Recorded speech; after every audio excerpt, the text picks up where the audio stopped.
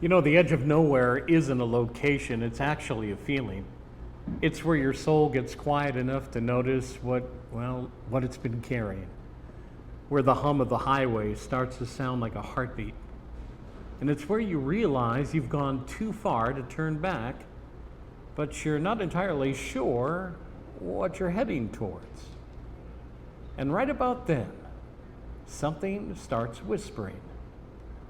Not in thunder, not in a bright light or voices from the sky, but in the clink of a spoon in a chipped coffee mug, in a nod from a stranger who sees your wariness, in a cup of coffee that shows up unexpectedly, but when you needed it the most.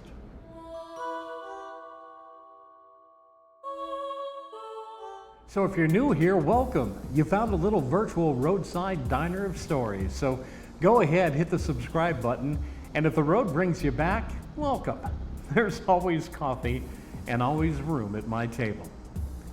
Now, it wasn't on the map, didn't even look open at first glance, but the neon sign buzzed open, just enough to make me pull in. It was the kind of place with 5 booths, 1 waitress, and a menu that I don't think it's changed since Jimmy Carter was in office.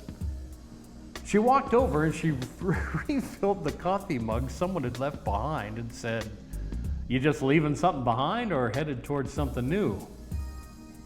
I didn't answer her because I really didn't know, but she poured the coffee anyway and she left the cream without me asking. She said the edge of nowhere is a good place to remember where you were going. She didn't linger when she said it. She didn't need to. She just moved on. Her kindness was efficient, like grace on a tight schedule. Now, he was sitting 2 booths over. Looked like he belonged right there. That was his place. Or maybe the place belonged to him. Canvas jacket, duct tape were holding his boots together, I remember that, and a stack of paper and a stubby pencil. He said, "I'm drawing maps." Never even looked up. Before the road stopped behaving. Didn't understand what that meant, but it hit me hard. He handed me a page. It was blank until you held it up to the light. Then there were lines and shapes, a bend in the road I'd swear I'd seen before. They don't make sense at first, he told me. They're not drawn to be followed. They're drawn to be remembered. This one's yours, he said, and you'll feel it when you need to. Another one of those moments. I folded it like scripture. I didn't put it in my pocket. I put it in my wallet right next to the emergency cash I never use. You know, some things are worth more than money. So I was on my second refill of coffee, just about to leave when I heard it. It was a kid's voice, quiet, unsure, but hopeful, sitting right behind me. Didn't notice him at first. But I heard the following. "Thank you for the pancakes, and for my dad not being mad today, and for that really nice lady who smiled at us when we said we didn't have a lot of money."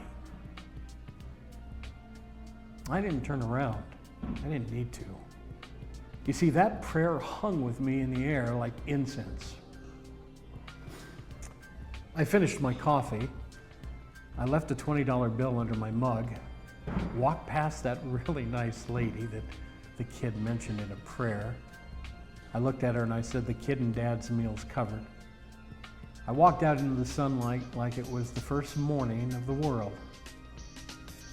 Some prayers echo long after they're spoken. So in this closing reflection, remember there are places we end up not because we plan them, because grace planned them for us. A map we can't read, a stranger whose name's something, we're afraid to admit, and a child who reminds us that even the smallest thanks can feel like gospel. And maybe, somewhere between leaving and arriving, we realize something has been guiding us all along, quietly, faithfully, like handwriting in invisible ink. I've got to remind you to be kind to the fellow travelers. Remember, next time you pass someone sitting alone at the counter, maybe they're at the crossroads or somewhere just shy where they had hoped they'd be, offer them a smile, offer some grace. Be the stranger they remember for the right reasons. Always remember, we are all fellow travelers, and, well, none of us walk this stretch of road alone. Remember, fuel, coffee, and kindness will keep this ride going. If you'd like to give a little something, you can do so. Hat's always open at Venmo. You'll find me at Faith and Good Courage. That's 4 words stuck together, faith and good courage. No strings, a simple ask and a giant thank you. I'll see you next week. Until then, travel well, my friends. Have faith and good courage.